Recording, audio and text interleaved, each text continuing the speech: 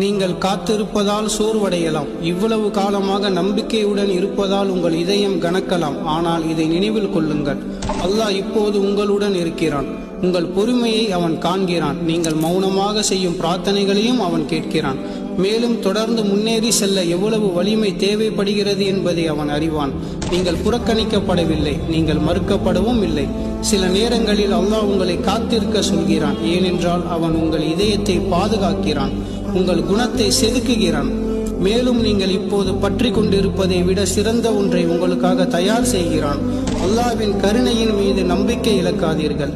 உங்களுக்காக எழுதப்பட்டது சரியான நேரத்தில் வலியும் குழப்பமும் இல்லாமல் அமைதியுடனும் தெளிவுடனும் வந்து சேரும். அவனை தொடர்ந்து நம்புங்கள், தொடர்ந்து பிரார்த்தனை செய்யுங்கள், தொடர்ந்து முன்னோக்கி செல்லுங்கள். கஷ்டத்திற்கு பிறகு இலகு வரும். மேலும் தன்னை நம்பி இருக்கும் எந்த ஒரு இதயத்தையும் அல்லாஹ் ஒருபோதும் ஏமாற்றுவதில்லை. எனது பதிவு உங்களுக்கு பயனுள்ளதாக இருந்தால் என்னுடைய தாயை உங்களுடைய துஆவில் இணைத்துக் கொள்ளுங்கள். அஸ்ஸலாமு அலைக்கும் வரஹ்மத்துல்லாஹி வபரகாத்துஹு.